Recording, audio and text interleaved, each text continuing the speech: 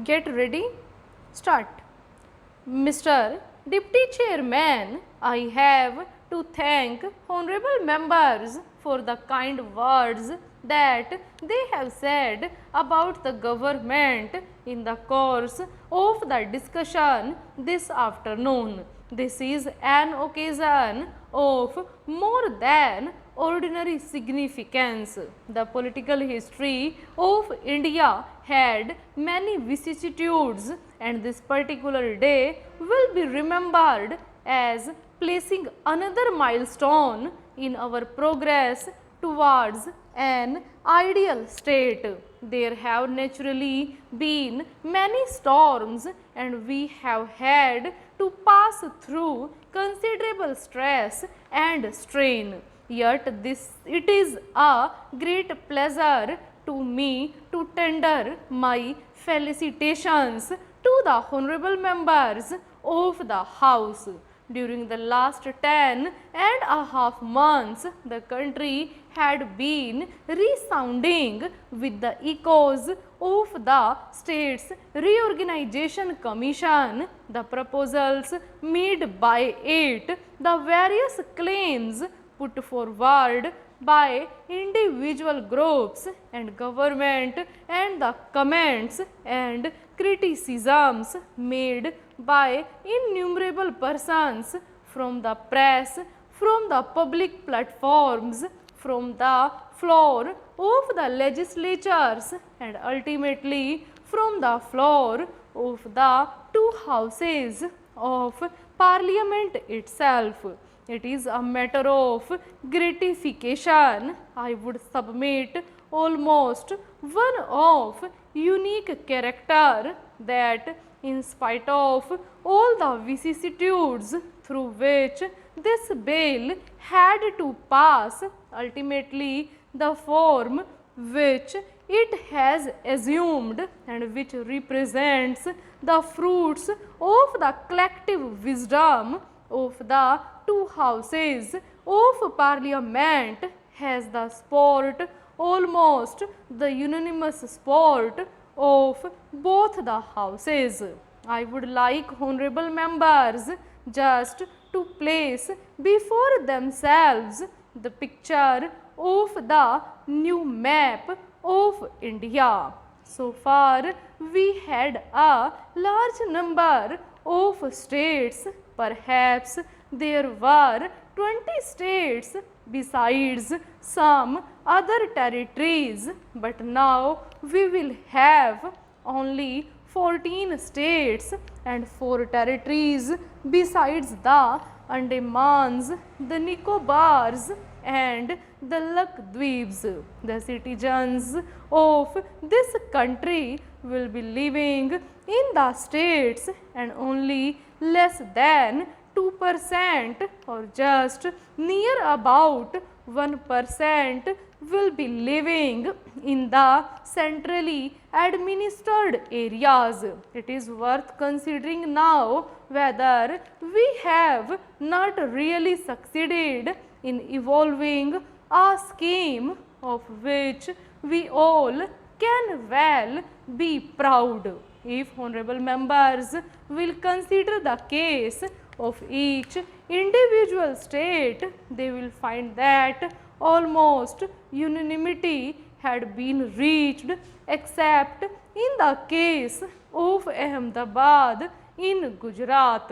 If you take one state after another, you will find that almost all people in the country have now accepted the scheme that is contained in this bill. If you take the various states, you will see that Tamil Nadu, Andhra, Kerala, Punjab, Rajasthan, and other states have virtually accepted the scheme contained in this bill. It is unfortunate that there has been some amount of difference in Ahmedabad in regard to the bilingual state of Bombay, which was introduced in this bill with the unanimous support of the members of the Lok Sabha, and I hope with the backing of most of the members of the Rajya Sabha, if not of all of them. I do not want on this occasion to enter into petty controversies. This is too big an occasion to admit of any trivial points by way of debate or otherwise.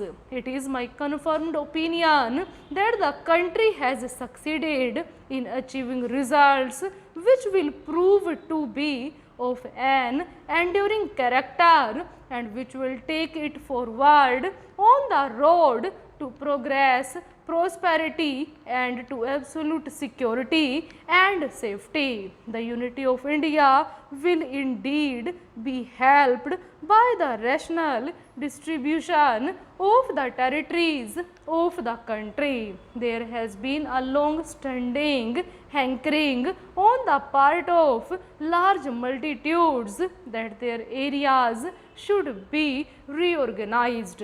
It was but proper that the government should have appointed a states reorganization commission to deal with that matter. The commission worked very hard and made their recommendations. We are obliged to the commission for the thought that they bestowed on the ticklish and knotty problem. Well, there were certain matters to which the government had to give further consideration, though they had always been anxious to translate into concrete form what emanated from the commission. Whatever changes have been made have been, I believe, for the better, and they have made the entire scheme more acceptable.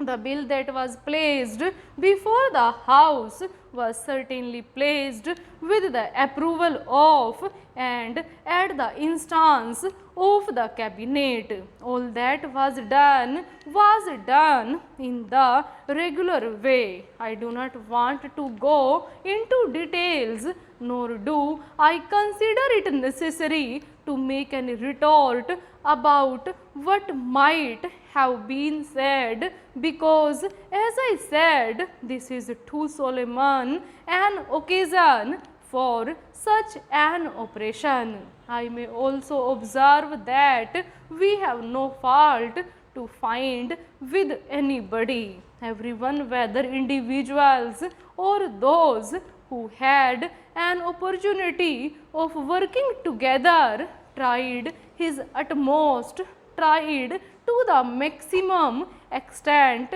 he could to achieve what he thought to be in the best interests of the country. Well, some things had not been as perfect as one could have liked them to be. We tried to improve them to the extent we could, and we respected public opinion and we were guided by it. So far as the bilingual Bombay state is concerned, I believe that everybody accepts that it is an ideal solution for Bombay. Without being unfair, no one can find a fault with government for having agreed to accept a proposal which I think 99% in the country is considered